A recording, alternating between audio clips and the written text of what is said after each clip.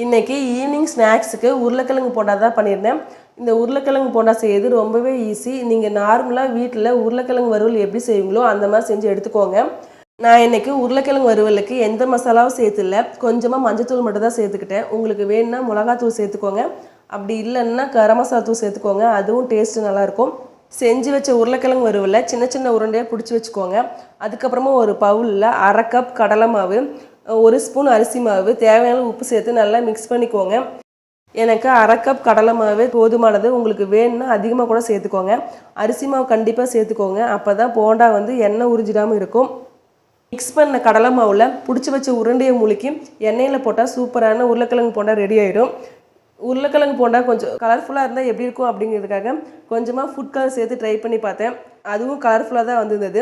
Colour மட்டும்தான் சேஞ்சஸாக இருந்துச்சு, but taste ஒரே மாதிரி தான் இருந்தது. ட்ரை பண்ணி பாருங்கள், டேஸ்ட்டு சூப்பராக இருக்கும்.